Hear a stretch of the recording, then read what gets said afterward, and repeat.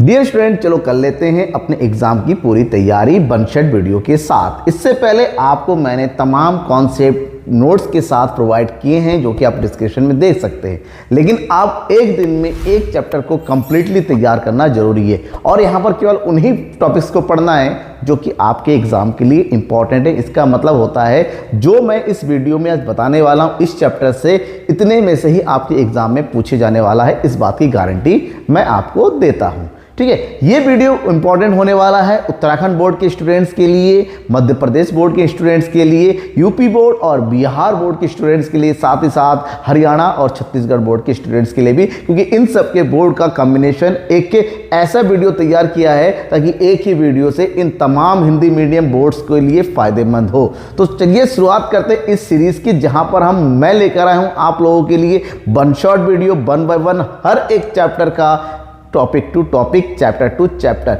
जब तक चैप्टर सारे कंप्लीट नहीं होंगे तब तक आपको हर दूसरे दिन आपको एक वीडियो मिलता रहेगा। डेली नहीं मिल पाएगा, लेकिन हर दूसरे दिन आपको एक वन शॉट वीडियो एक चैप्टर का मिलता रहेगा। चलिए आज शुरुआत करते हैं पहले चैप्टर से, समष्टि अर्थशास्त्र का। पहले चैप्टर का नाम है इंट्रोडक्शन ऑफ मैक्रो इकोनॉमिक्स, यानी कि समष्टि अर्थशास्त्र का परिचय। यानी इसका मतलब ये हुआ कि हम पहले फर्स्ट बुक यानी कि समष्टि अर्थशास्त्र की बुक को कंप्लीट करेंगे।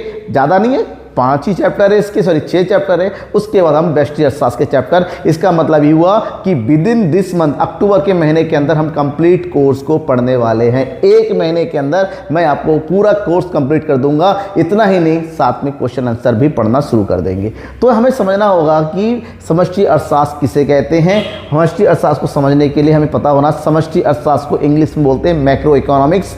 मैक्रो इकोनॉमिक्स यानी कि ये हो गया MACRO इकोनॉमिक्स, इसका होता है। यहां पर 2 वर्ड है, एक है मैक्रो और एक है इकोनॉमिक्स। मैक्रो वर्ड जो है ग्रीक वर्ड होता है और ग्रीक वर्ड होने से इसका मतलब होता है बड़ा, और इकोनॉमिक्स का मतलब ये जानते हैं आप लोग, अर्थशास्त्र, जो कि धन से संबंधित आर्थिक क्रियाओं का अध्ययन करता है। इसका मतलब होता है किसी भी अर्थव्यवस्था में जो है, किसी भी अर्थव्यवस्था की ऐसी समस्याएं जो सामूहिक रूप से होती हैं, बृहद रूप से पाई जाती हैं, बड़े स्तर पे होती हैं, या पूरे संपूर्ण अर्थव्यवस्था के लिए होती हैं, जहां पर उसका अध्ययन करते हैं, वो होता है मैक्रो इकोनॉमिक्स। इसका मतलब हम कह सकते हैं समष्टि अर्थशास्त्र में संपूर्ण अर्थव्यवस्था से संबंधित सामूहिक समस्याओं का अध्ययन करने वाले शास्त्र को, जैसे कि राष्ट्रीय बचत, राष्ट्रीय विनियोग, कुल रोजगार, कुल मांग, कुल उत्पादन, सामान्य कीमत स्तर आदि के अध्ययन करने वाले शास्त्र को ही समष्टि अर्थशास्त्र के नाम से जानते हैं। इसी को प्रोफेसर बोल्डिंग ने भी अपने शब्दों में एक्सप्लेन किया है। बोल्डिंग ने क्या कहा, उन्होंने कहा समष्टि का आर्थिक सिद्धांत अर्थशास्त्र का वह भाग जो अर्थशास्त्र के कुल औसत और कुल समूह का अध्ययन करता है। कुल औसत, कुल का मतलब होता है जब संपूर्ण अर्थव्यवस्था को लेके चले, ऐसी समस्याएं जो संपूर्ण अर्थव्यवस्था से जुड़ी हुई होती हैं। जैसे राष्ट्रीय की बात करते हैं, राष्ट्रीय, राष्ट्र की, राष्ट्र मतलब पूरा देश, जहाँ पर हर एक नागरिकों की आय को जोड़ के। रोजगार की बात करती है, जब भी रोजगार की बात होगी किसी एक व्यक्ति के लिए नहीं होती है, देश में रहने वाले सभी व्यक्तियों के रोजगार की बात होगी। मतलब जहाँ पर सामूहिक स्तर पर पूरे अर्थव्यवस्था में रहने वाले हर एक व्यक्तियों के सामूहिक समस्याओं की बात करते हैं, अध्ययन करते हैं, वो होता है समष्टि अर्थशास्त्र। नेक्स्ट है समष्टि अर्थशास्त्र की प्रमुख विशेषताएं क्या है। विशेषताओं को जानना बहुत ही ज़्यादा अनिवार्य हो जाता है एग्जाम के इम्पोर्टेंट, क्योंकि एग्जाम में क्वेश्चन आता है समष्टि अर्थशास्त्र से आप क्या समझते हैं, समष्टि अर्थशास्त्र की विशेषताओं का वर्णन कीजिए। तो चलिए समष्टि अर्थशास्त्र के अर्थ को समझने के बाद विशेषता उसकी पॉइंट टू पॉइंट है। सबसे पहले समष्टि अर्थशास्त्र संपूर्ण अर्थव्यवस्था से संबंधित होता है। इसके अंतर्गत जो समस्याएं होती हैं पूरे अर्थव्यवस्था से जुड़े होती हैं, किसी व्यक्तिगत रूप से एक व्यक्ति के लिए, एक समूह के लिए नहीं होती, सभी के लिए होती है। समष्टिगत इकाइयों का अध्ययन किया जाता है, समष्टिगत आर्थिक चरों का अध्ययन किया जाता है। समष्टिगत का मतलब होता है जो संपूर्ण अर्थव्यवस्था से जुड़ा हुआ हो, जैसे राष्ट्रीय बचत हो गया, राष्ट्रीय विनियोग हो गया, राष्ट्रीय उत्पाद हो गया, राष्ट्रीय आय हो गया, रोजगार का स्तर हो गया, विदेशी विनिमय हो गया, बजट हो गया, मुद्रा हो गया, बैंकिंग हो गया, ये सब जो है समष्टिगत चरों के अंतर्गत आ जाता है। इसके अंतर्गत अध्ययन करने के लिए जो उपकरणों का प्रयोग किया जाता है उसको समष्टिगत उपकरण कहते हैं। जैसे राजकोषीय नीति, जिसके अंतर्गत सरकार के द्वारा आय व्यय नीतियों को बताया जाता है। मौद्रिक नीति, केंद्रीय बैंक के द्वारा किस प्रकार से मुद्रा का संचालन पूर्ति करनी है, उससे संबंधित जो संपूर्ण देश की मुद्रा की क्रियाकलाप, तो मतलब इसको होता है समष्टिगत उपकरण। जब हम विशेषताओं को समझ लेते हैं तो नेक्स्ट पॉइंट आता है समष्टिगत अर्थशास्त्र के क्षेत्र। क्या पढ़ते हैं समष्टि अर्थशास्त्र? समष्टि अर्थशास्त्र के अंतर्गत राष्ट्रीय आय के सिद्धांत के बारे में पढ़ते हैं। राष्ट्रीय आय की गणना कैसे की जाती है, राष्ट्रीय आय के अंतर्गत कौन कौन सी मदें शामिल होती हैं, राष्ट्रीय आय के अंदर किन किन विधियों का प्रयोग करते हैं, किन किन चीज़ों का इंक्लूड करेंगे, किन को इंक्लूड नहीं करेंगे, इन सब चीज़ों का अध्ययन करते हैं। इसके अलावा रोजगार के सिद्धांत की बात करते हैं। रोजगार का स्तर क्या है, देश में रोजगार की परिस्थिति क्या है, बेरोजगारी क्या है, बेरोजगारी कितने प्रकार के होते हैं, क्यों है, कैसे, उसके पीछे का रीज़न क्या है, इन सब चीज़ों के बारे में पढ़ते हैं। मुद्रा की पूर्ति का सिद्धांत, किसी भी देश में मुद्रा कितना है, मुद्रा की पूर्ति कैसे होती है, मुद्रा की पूर्ति कौन करता है, किस प्रकार से करता है, मुद्रा के नियंत्रण कौन करता है, कैसे होता है, कौन सी विधियाँ होती हैं, इन सब चीज़ों का अध्ययन इसके अंतर्गत किया जाता है। सामान्य कीमत स्तर का सिद्धांत के बारे में बात करते हैं। किसी भी देश में सामान्य कीमत स्तर किस प्रकार, अगर सामान्य कीमत स्तर में वृद्धि होती है, कमी होती है, उसको किस तरह से कंट्रोल किया जाना है। आर्थिक विकास के सिद्धांत के अध्ययन करते हैं, मतलब यहाँ पर देश का जीडीपी डेवलपमेंट कैसे, प्रोडक्टिविटी को कैसे बढ़ाया जाए। वितरण का सिद्धांत कहता है समाज के अंदर किस प्रकार से समान रूप से जो है साधनों का, उत्पादनों का वितरण किया जाए। और सबसे इम्पोर्टेंट व्यापार चक्रों का, कि देश में आने वाली महंगाई और मंदी की स्थिति से कैसे निपटाया जा सकता है। इन सब चीज़ों का अध्ययन हम समष्टि अर्थशास्त्र के अंतर्गत करते हैं। समष्टि अर्थशास्त्र के महत्व, समष्टि अर्थशास्त्र का महत्व क्या है, मतलब इम्पोर्टेंट क्यों है, इसकी इम्पोर्टेंस, सिग्निफिकेंस क्या, इसके बारे में बात करते हैं। इसके अंतर्गत अर्थव्यवस्था की जटिल स्थितियों का अध्ययन किया जाता है। अर्थव्यवस्था, जब हम संपूर्ण अर्थव्यवस्था के बारे में पढ़ते हैं, अर्थव्यवस्था में बहुत सारी कॉम्प्लिकेशंस होती हैं, क्योंकि अर्थव्यवस्था लोगों का समूह है। हर किसी की समस्याएं एक जैसी नहीं होती हैं, हर किसी की अपनी अपनी अलग अलग समस्याएं होती हैं, जिसको सामूहिक स्तर पर पढ़ना पड़ता है, तो बड़ी जटिल स्थिति बन जाती हैं। आर्थिक नीतियों के निर्धारण कैसे किया जाना है, किस प्रकार से किया जाना है, किस तरीके से किया जाना है। आर्थिक विकास का अध्ययन करना है, जीडीपी रेट कितना है, एम्प्लॉयमेंट रेट कितना है, अनएम्प्लॉयमेंट रेट कितना है, पॉवर्टी रेट कितना है, कितने लोग पॉवर्टी से नीचे हैं, कितने लोग ऊपर हैं, इन सब चीज़ों के बारे में जानना होता है। व्यष्टिगत अर्थशास्त्र का अध्ययन करना है तो समष्टिगत अर्थशास्त्र का अध्ययन जरूरी हो जाता है। आर्थिक उतार चढ़ाव के बारे में पता करना पड़ता है, महंगाई कितनी है, मंदी कितनी है, चीज़ों के रेट बढ़ रहे हैं, घट रहे हैं, कैसे क्या हो रहा है, इन सब चीज़ों के बारे में अध्ययन किया जाता है। और अंतर्राष्ट्रीय स्तर पर तुलना करना है, हम अपने पड़ोसी देश से कितने आगे, पड़ोसी देश की नीतियों का प्रभाव हमारे देश पर क्या हो रहा है, हमारे देश की नीतियों का प्रभाव पड़ोसी देशों पर क्या हो रहा है, इन सब चीज़ों का अध्ययन करने के लिए हमें समष्टि अर्थशास्त्र की आवश्यकता पड़ती है। समष्टि अर्थशास्त्र के अंतर्गत बात करेंगे, कुछ महत्वपूर्ण शब्दावलियाँ ऐसी होती हैं जिनके बारे में जान लेना जरूरी है। जब हम समष्टि अर्थशास्त्र की आधारभूत अवधारणाओं की बात करने जाएंगे तो शुरुआत करते हैं वस्तुओं से, जिसको इंग्लिश में बोला जाता है गुड्स। वस्तुएं क्या हैं?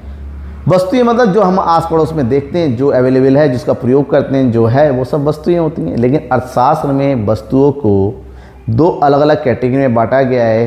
पहले कैटेगरी में वस्तुओं का प्रकार है मध्यवर्ती वस्तुएं और दूसरा है अंतिम वस्तुएं। दूसरी कैटेगरी में वस्तुओं का बांटा गया है उपभोक्ता वस्तुओं में और उत्पादक वस्तुओं में।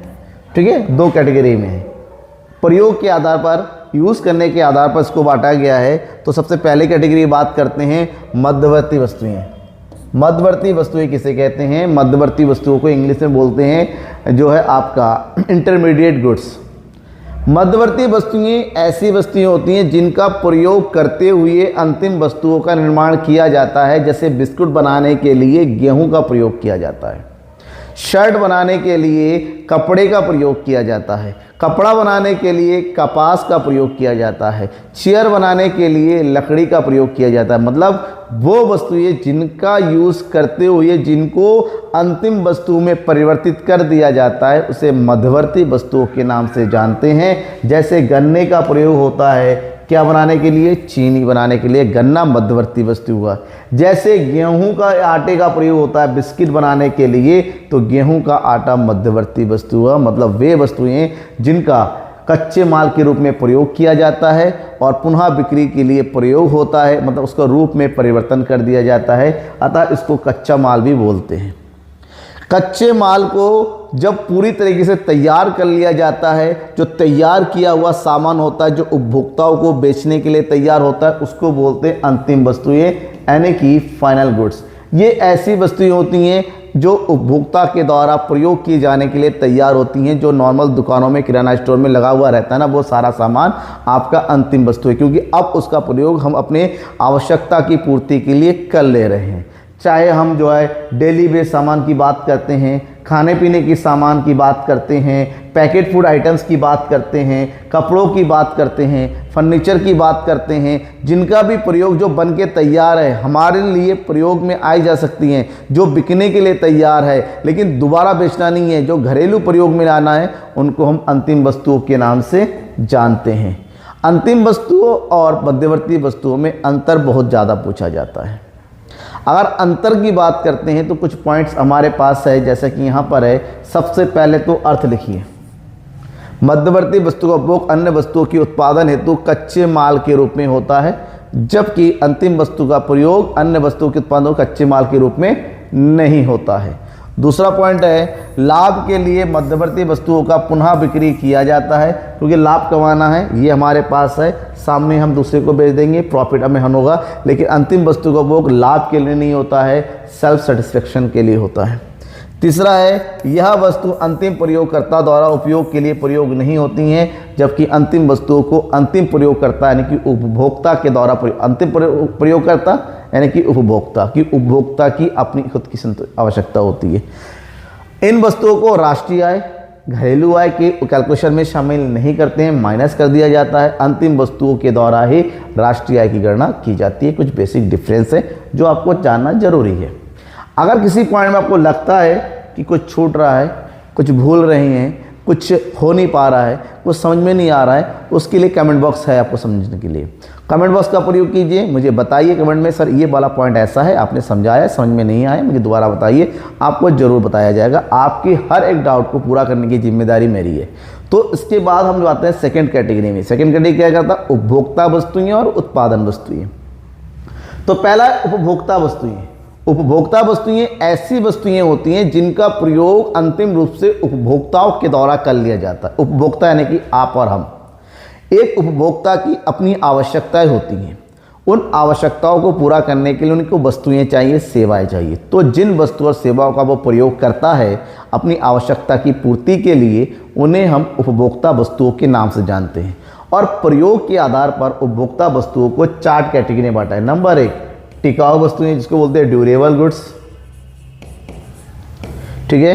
दूसरा होता है अर्ध टिकाऊ वस्तुएं, जिनको बोलते हैं सेमी ड्यूरेबल गुड्स। तीसरा है गैर टिकाऊ वस्तुएं, जिसको बोलते हैं नॉन ड्यूरेबल गुड्स।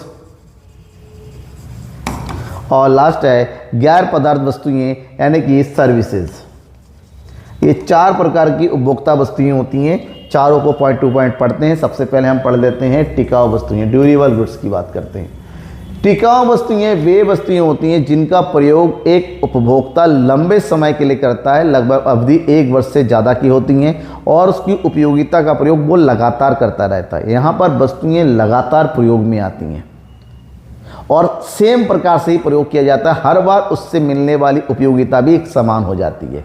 जितनी इसको बोलते हैं, जैसे कार आप खरीदते हैं 10 साल चल जाता है, मोटरसाइकिल कई सालों तक चलता है, मोबाइल हो गया, टेलीविज़न हो गया, ये सब कौन सी वस्तुएं हैं? टिकाऊ वस्तुएं हैं, ड्यूरेबल गुड्स है।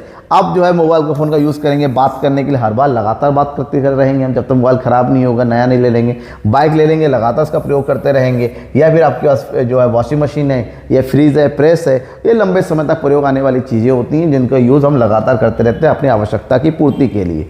दूसरा होता है सेमी ड्यूरेबल गुड्स। इनकी जो टाइमिंग होती है ना, टिकाऊ वस्तुओं से थोड़ी सी कम होती हैं। मतलब ये ऐसा भी नहीं है कि प्रयोग के लिए ख़त्म हो गया, इनका प्रयोग भी कई बार किया जाता है, लेकिन इनका जो ड्यूरेशन होता है, टिकाऊपन होता है, वो थोड़ा सा कम होता है। कभी कभी होता है जल्दी ख़राब हो जाता है, कभी संभाल के रखा जाए तो लंबे समय तक चलता है, लेकिन इसकी गारंटी नहीं है लंबे समय तक चलेगा ही चलेगा। मतलब इनकी टाइम अवधि 1 वर्ष से कम की होती हैं, ठीक है, और कुछ समय तक होती है। तो इसको अर्ध टिकाऊ वस्तुएं कहते हैं। ऐसी वस्तुएं जीवनकाल 1 वर्ष से कम होता है, उन्हें अर्ध टिकाऊ वस्तु, सॉरी यहाँ पर अधिक लिखा हुआ है, यहाँ पर थोड़ा सा मिसप्रिंट हो जाता है, हिंदी का है ना, टाइपिंग करने वाले से गलती हो जाती है। अर्ध टिकाऊ वस्तु कहते हैं, ठीक है। जैसे कपड़े हो गए, कपड़े अर्ध टिकाऊ वस्तु है क्योंकि कपड़े को नॉर्मल प्रयोग करते रहेंगे, खराब फट गया खराब हो गया, सही से संभाल के रखोगे कई साल तक चलता है। जैसे घड़े हो गए, मिट्टी के बर्तन है, संभाल के रखोगे तो सही है, नहीं संभाल के रखोगे बेकार हो गया। जैसे हमारे क्रॉकरी आइटम्स हो गए, दूसरे बर्तन हो गए, ये सब हमारा अर्ध टिकाऊ वस्तुओं में आता है क्योंकि इनकी समय अवधि थोड़ी कम होती है। तीसरा होता है गैर टिकाऊ, नॉन ड्यूरेबल गुड्स। ये ऐसी वस्तुएं होती हैं जिनका प्रयोग एक बार करते हैं, उसके बाद इसकी उपयोगिता खत्म, ये दूसरी बार प्रयोग के लिए होती ही नहीं है। मतलब एक बार यूज़ कर लिया, प्रयोग किया, खत्म बात। तो ऐसी वस्तुएं हैं जिनका प्रयोग उपभोक्ता एक ही बार करते हैं, ठीक है, उन्हें हम क्या बोलते हैं, गैर टिकाऊ वस्तुएं कहते हैं। इसमें सभी प्रकार की खाने पीने की वस्तुएं आती हैं, खाद्य सामग्री, चाहे वो फल हो, चाहे वो सब्जियां हो, चाहे वो मिठाइयाँ हो, चाहे वो फास्ट फूड हो, या फिर कोई भी आइटम्स हो गए, ये सब आती हैं, ठीक है ना। जैसे आपको समझ, ये फल फ्रूट है, आप ले जाएंगे घर पे, यूज़ कर लेंगे, खा लेंगे, ख़त्म, बचेगा ही नहीं। जैसे ये कोई भी आइटम्स हो गए, या फिर मसाले सब्जियां वगैरह हो गई, दाल वगैरह हो गई, ये सारे खाने पीने के सामान आपकी गैर टिकाऊ वस्तुओं के अंतर्गत ही आती हैं। इनको हम जो है नॉन ड्यूरेबल गुड्स के नाम से जानते हैं। चौथे टाइप की वस्तुएँ हैं गैर पदार्थ वस्तुएँ।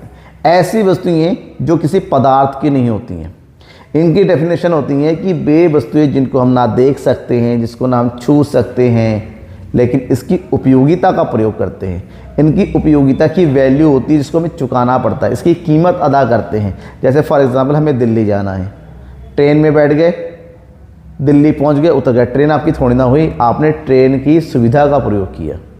एक जगह से दूसरी जगह को जाने के लिए आपको किसी से बात करनी है, मोबाइल में नंबर मिला, बात किया, आपने संचार सुविधा का प्रयोग किया, दूर बैठे हुए किसी से बात करने के लिए। आपको ज्ञान चाहिए, स्कूल में गए, टीचर ने पढ़ाया, आपको समझ में आ गया, बात कंप्लीट हो गई, आपको नॉलेज मिल गया, ये आपकी क्या हो गई, सर्विस सेवाई। मतलब ऐसी चीज़ जिसका प्रयोग एक उपभोक्ता करता है लेकिन इसका अस्तित्व हमारे सामने मौजूद नहीं होता, लेकिन उसकी वैल्यू होती है, इनको हम बोलते हैं सेवाएँ। जैसे शिक्षा, जैसे ये हो गई शिक्षा, जैसे चिकित्सा यानी कि स्वास्थ्य, जैसे वकील की सेवाएं, ठीक है, जैसे आपका इंश्योरेंस हो गया, बीमा, जैसे संचार हो गया, ठीक है, फॉर एग्जाम्पल जैसे नाई की सेवा हो गई। ये सब चीज़ें जो होती हैं सेवाओं के अंतर्गत गिनी जाती हैं। तो ये हो गई हमारी उपभोक्ता वस्तुएं। उपभोक्ता वस्तुओं के बाद हमें समझना पड़ता है उत्पादक वस्तुएं को। उत्पादक वस्तुएं, नाम से पता चल गया होगा आपको, उत्पादक मतलब ऐसी वस्तुएं जिनका प्रयोग उत्पादकों के द्वारा उत्पादन प्रक्रिया में किया जाता है।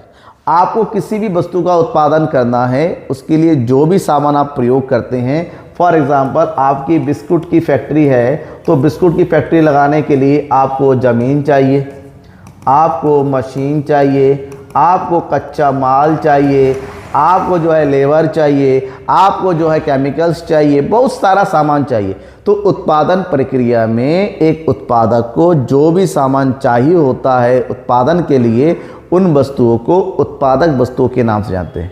उत्पादक वस्तुओं को दो कैटेगरी में बांटा जाता है। एक उपभोक्ता जो है मध्यवर्ती वस्तु का प्रयोग करता है, और दूसरा उपभोक्ता जो है उत्पादक जो है पूंजीगत वस्तु, अगर उपभोक्ता बोलते उत्पादक, एक उत्पादक जो है मध्यवर्ती वस्तु का प्रयोग करता है, एक पूंजीगत वस्तु का प्रयोग करता है, ठीक है। मध्यवर्ती वस्तु के बारे में ऑलरेडी जान चुके हैं, मतलब ऐसी वस्तु जिनका प्रयोग करते हुए दूसरी वस्तु का उत्पादन होता है। अब हमें पूंजीगत वस्तु के बारे में जानना होगा। उत्पादक वस्तुओं की यहाँ पर हमने एग्जाम्पल भी बता दिया, तो लग गया तो पूंजीगत वस्तुओं के बारे में भी पढ़ लेते। पूंजीगत पूंजीगत वस्तुएं ऐसी वस्तुएं होती हैं जिनकी सहायता के द्वारा एक उत्पादक उत्पादन प्रक्रिया को पूर्ण करता है। और पूंजीगत वस्तु को पूंजीगत इसलिए बोलते हैं क्योंकि यहाँ पर बहुत अधिक मात्रा में पूंजी की आवश्यकता होती है, और इसकी समय अवधि, प्रयोग की अवधि बहुत लंबी होती है, दीर्घ अवधि काल के लिए होता है। जैसे फॉर एग्जांपल आपने एक फैक्ट्री डाल दी, और फैक्ट्री बिल्डिंग है, आपने फैक्ट्री बिल्डिंग डाली, ऐसा थोड़ी नहीं है कि 1-2 साल प्रयोग करेंगे, ये कई सालों तक प्रयोग होता है। आपने प्रयोग के लिए उसमें मशीनें लगा दी, तो मशीनों का प्रयोग एक दिन थोड़ा ना होता, लगातार चलता रहता है। आपने जो है औजार खरीद लिए, औजार का प्रयोग 1-2 दिन के लिए थोड़ी ना होता, लगातार होता है। आपने सामान को ले जाने के लिए ट्रक खरीद लिए। इस प्रकार से इन सबको हम पूंजीगत वस्तुओं के नाम से जानते हैं, क्योंकि इन सब का प्रयोग एक बड़ी पूंजी लगाकर हासिल किया जाता है और इसका प्रयोग लगातार किया जाता है, और इन सब का कार्य उत्पादकों के द्वारा होता है उत्पादन प्रक्रिया को पूर्ण करने के लिए। इसके बाद नेक्स्ट टर्मिनोलॉजी आ जाती है स्टॉक और प्रवाह, that is stock and flow. प्रवाह को इंग्लिश में फ्लो बोलते हैं और स्टॉक को स्टॉक बोलते हैं। ठीक है, अब देखिए इसको क्यों समझना है, क्योंकि वस्तुएं हमने प्रयोग वस्तुओं का उत्पादन होता है, लगातार चलता रहता है, हमारे पास स्टॉक बन जाता है। वो सब में स्टॉक और फ्लो, दो प्रवाह, इन दो शब्दों को समझना पड़ेगा। स्टॉक क्या होता है? स्टॉक वास्तव में एक ऐसा चर होता है जिसको एक निश्चित समय बिंदु पर, एक निश्चित समय पर मापा जाता है।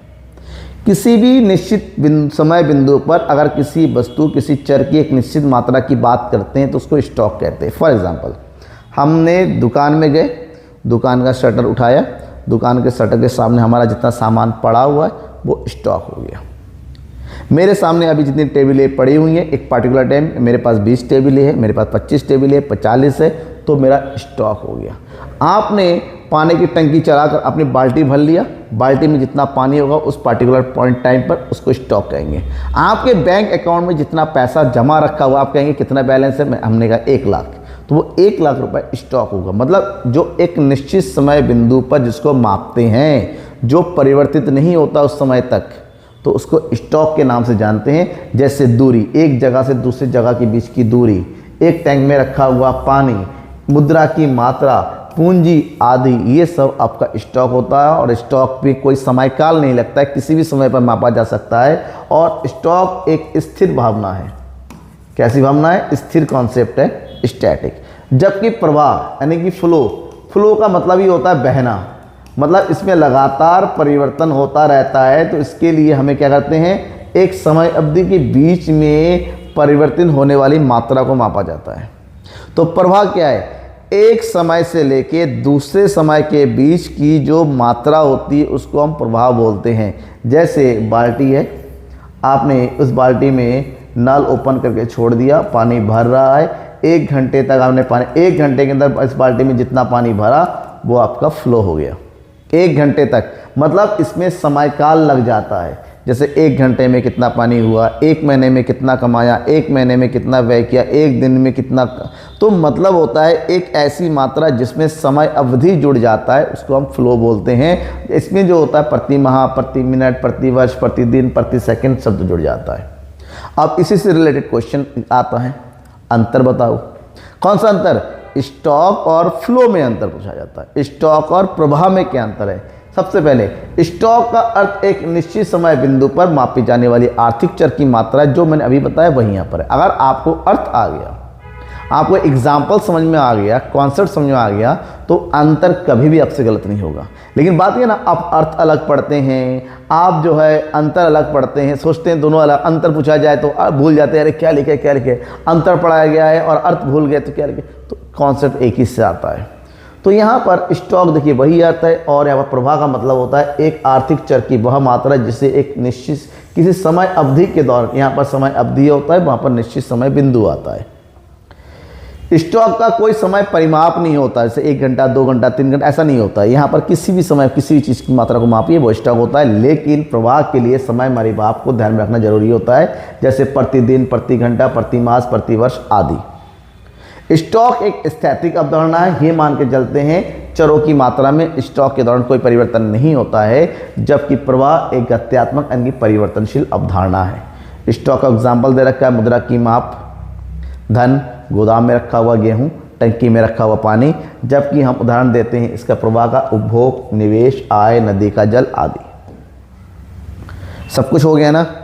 अब लास्ट टॉपिक की तरफ आ चुके हैं इस चैप्टर के, लेकिन लास्ट चैप्टर बहुत ही ज़्यादा इंपॉर्टेंट है। क्या है? ठीक है ना, लास्ट चैप्टर में बताया गया है आय का चक्रीय प्रवाह। अगर आप यूके बोर्ड से जुड़े हुए हैं तो आपके लिए ये टॉपिक मोस्ट इंपॉर्टेंट कैटेगरी में आता है, यूके बोर्ड वालों के लिए। ठीक है, ध्यान में रखिएगा। यहाँ पर उत्तराखंड बोर्ड वालों के लिए ये टॉपिक मोस्ट इंपॉर्टेंट कैटेगरी में आता है, वो भी 3 या 4-5 मार्क्स में। ठीक है, तो बात यह है आय का चक्रीय प्रवाह क्या होता है। आय एक अर्थव्यवस्था में आय का चक्र चलता है और आय एक दूसरे में कन्वर्ट होता है, खत्म नहीं होता है, ध्यान रखिएगा।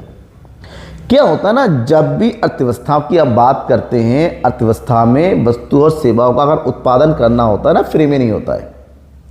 अर्थव्यवस्था में वस्तु और सेवाओं के उत्पादन करने के लिए उत्पादन की सेवाएं चाहिए होती हैं, साधन चाहिए होते हैं, और साधन किसका होता है? उपभोक्ताओं के पास, यानी कि किसके पास? हाउस होल्ड के पास, परिवारों के पास, यानी कि हमारे पास हमारी ज़मीन है, हमारे पास पैसे हैं, हमारे पास दिमाग है, हम कुछ श्रमिक होते हैं। तो उत्पादन के लिए हम पूंजी देते हैं, हम ही जो देते हैं, इसके माध्यम से उत्पादक उन सब साधनों का प्रयोग करते हैं, उत्पादन करता है, उत्पादन करने के बाद उनको फिर मार्केट में बेचता है, उससे उनकी इनकम होती है। उत्पादन किया, उत्पादन से उनकी आय हुई, जैसे उनको पैसा मिलेगा उन पैसों का प्रयोग, जो साधन का प्रयोग किया था ना, उनको पेमेंट करेगा। जिससे भूमि लिया था भूमि का किराया देगा, जिससे पैसा लिया था उसको इंटरेस्ट देगा, जिसको जो लेबर काम कर रहे हैं उनको जो है उनको सैलरी देगा, ठीक है ना। बाद में जो मेन ओपन है उसको प्रॉफिट मिल जाएगा, तो उनको आय। जैसे ही बंदे को आय मिल जाएगी, इनकम मिल जाएगी, सैलरी मिल जाएगी, वो क्या करेगा? उसको खर्च करेगा, किसके लिए? अपनी आवश्यकता की पूर्ति के लिए व्यय करेगा।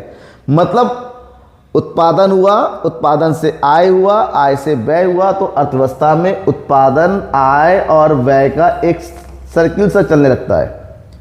और ये एक ऐसा सर्किल है जो कभी खत्म नहीं होता है, ठीक है ना। उत्पादकों ने उत्पादन कर दिया, उत्पादन करने से उसकी आय की प्राप्ति हुई, आय हुआ तो फिर वो व्यय करने लग गया, व्यय कर गया तो किस पर? वस्तु और सेवा, पुनः उत्पादन हुआ।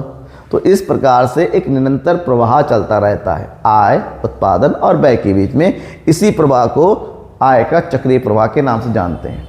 तो नॉर्मली इसको जो हम बात करते हैं इसकी डेफिनेशन की, तो नॉर्मली कहते हैं आय के चक्रीय प्रवाह से अभिप्राय अर्थव्यवस्था के विभिन्न क्षेत्रों में मौद्रिक आय के प्रवाह या वस्तुओं और सेवाओं के चक्रीय प्रवाह के रूप में होता है। जबकि रिचर्ड लिप्सन में कहा था कि आय का चक्रीय प्रवाह घरेलू फर्मों, फार्मो लिखा हुआ, गलत लिखा हुआ है, घरेलू फर्मों एवं घरेलू परिवारों के बीच भुगतानों एवं प्राप्तियाँ, यानी कि जो परिवार है, परिवार क्षेत्र है जिसको बोलते हैं कंजप्शन, और दूसरा होता है फर्म, यानी कि उत्पादक। ये होता है उपभोक्ता और ये हो गया उत्पादक। इन दोनों के बीच में आयों का जो श्रृंखला चलता है ना, एक से उधर गया, उधर से इधर गया। उन्होंने वस्तु सेवाओं का उत्पादन किया, हमने खरीदा, हमने खरीदने के बदले उनको पैसे दे दिए, उन्होंने पैसे के बदले में हमें सैलरी दी। तो आपस में चलता रहता है, ये जो क्रम चलता रहता है ना, उसी को आय के चक्रीय प्रवाह के रूप में हम जानते हैं। जब हम चक्रीय प्रवाह की बात करते हैं, जो आदान प्रदान होता है आयों का, साधनों का, वो दो प्रकार से होता है, जिसको बोलते हैं चक्रीय प्रवाह के प्रकार। एक होता है वास्तविक प्रवाह, जिसको इंग्लिश में बोलते हैं रियल फ्लो, और एक होता है मौद्रिक प्रवाह, जिसको बोलते हैं मनी फ्लो। दो प्रकार का होता है, ठीक है। पहले वाला वास्तविक प्रवाह, परिवारों और फर्म, परिवार यानी कि उपभोक्ता, उपभोग करने वाला, और फर्म यानी कि उत्पादक करने वाला। परिवार और फर्म के बीच में जब वस्तु और सेवाओं का आदान प्रदान होता है, परिवारों से फर्मों को जाता है उत्पादन करने वाली सेवाएं, उत्पादक के साधन, जैसे भूमि, पूंजी, श्रम और उद्यमी, ये गए। उनका प्रयोग करते उत्पादकों ने उत्पादन किया और बदले में वस्तु और सेवा का उत्पादन हुआ, परिवारों को भेज। मतलब जहां पर भौतिक रूप से भौतिक वस्तु और सेवाओं का परिवारों और फर्मों के बीच में आदान प्रदान होता है ना, उसी को बोला जाता है वास्तविक प्रवाह। जैसे यहाँ पर देखिए, ये हाउस होल्ड यानी कि परिवार है, परिवारों से फर्मों को क्या आया? फैक्टर सर्विस, यानी कि लैंड, जिसको बोलते हैं हम भूमि, और क्या गया? पूंजी, और क्या गया? श्रम, और क्या गया? साहसी, ठीक है। इन सब का प्रयोग किया फर्मों ने, उत्पादक ने। लैंड में क्या लगाया? भूमि है, भूमि में जो है उसने प्लांट बनवाया, फैक्ट्री बनवाई, फिर पैसा गया, पैसे से उसने मशीन खरीदी, कच्चा माल खरीदा, फिर उसने लेबर रख लिया, उनके माध्यम से उसने प्रोडक्शन कर लिया, बेचा, और उस सबको प्रयोग करने के लिए एक दिमागदार से मैनेजर रख लिया, डायरेक्टर रख लिया, वो हो गया साहसी। तो इन सब का प्रयोग करते हुए वस्तुओं और सेवाओं का उत्पादन हुआ। वस्तु और सेवा का उत्पादन होते ही इन्होंने हाउस होल्ड को उसको क्या कर दिया? बेच दिया। तो इस प्रकार से यहाँ से साधन गए, यहाँ से वस्तु और सेवा इनको मिली, आपस में एक सर्किल चलता है। इसी को बोलते हैं क्या चीज़? रियल फ्लो, यानी कि वास्तविक प्रवाह।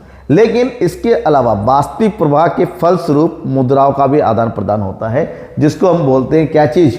मौद्रिक प्रवाह। यानी कि मौद्रिक प्रवाह एक ऐसी स्थिति होती है जहाँ पर वास्तविक प्रवाह के फलस्वरूप जो मुद्राओं का लेन देन होता है। कैसे? देखिए, फर्मों ने क्या किया था, फर्मों ने साधनों का प्रयोग किया था। किसका प्रयोग किया था? साधनों का।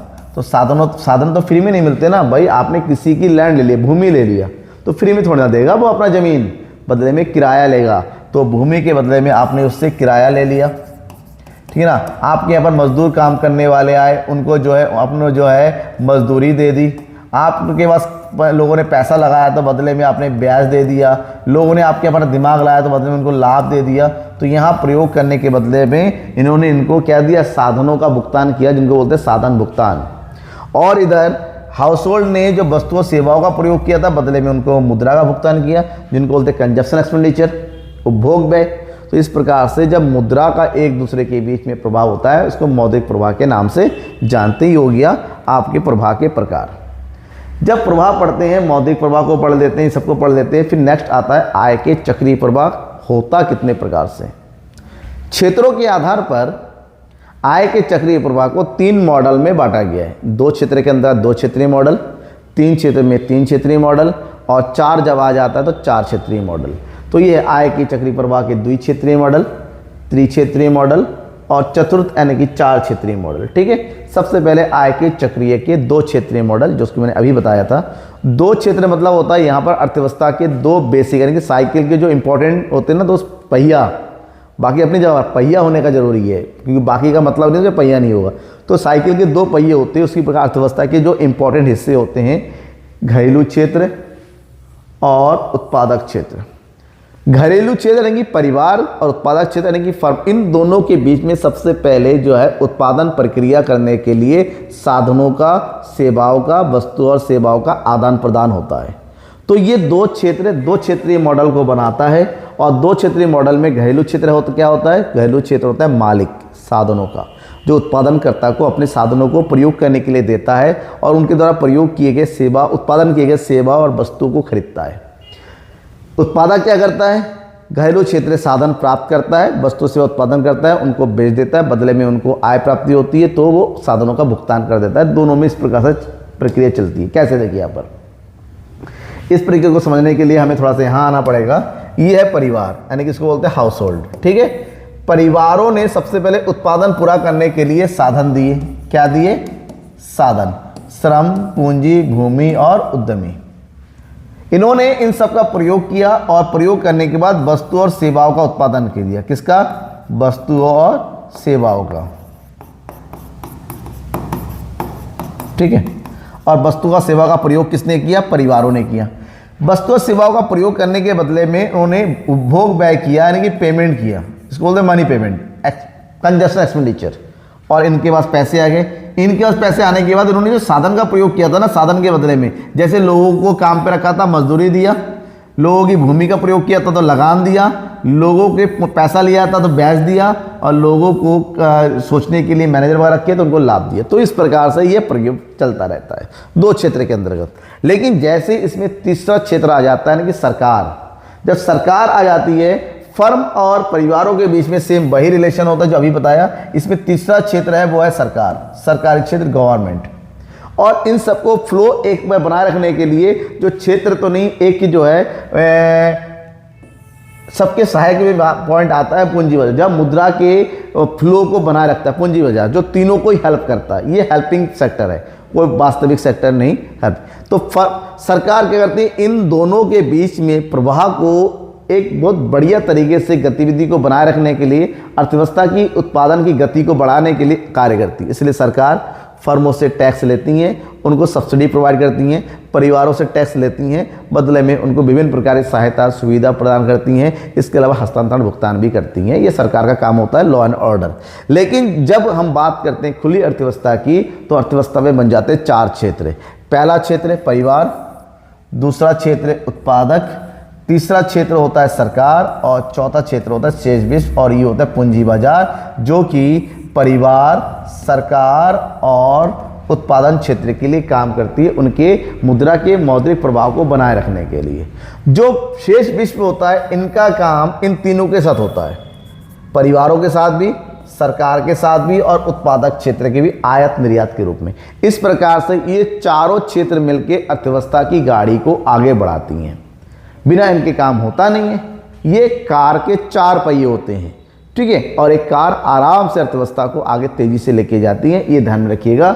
ये हो गया आपका चैप्टर नंबर 1 का पूरा कॉन्सेप्ट। अगर लगता है कि कहीं पर कुछ भूल हुई है, त्रुटि हुई है, आपको कुछ समझ में नहीं आया, फिलहाल मैंने तो सोचा है कि हर एक चीज़ आपको बता दिया जाए, इंपॉर्टेंट जो भी मैंने बताया, जो नोट्स है इसको जरूर नोट कर लीजिएगा। आपको लगता है कि कहीं पर कुछ डाउट है, बहुत जल्दी आपको PDF मिल जाएगा मेरे वेबसाइट के थ्रू, जो कि बहुत जल्दी बनने वाला है। ठीक है, तब तक के लिए थैंक यू एंड बाय।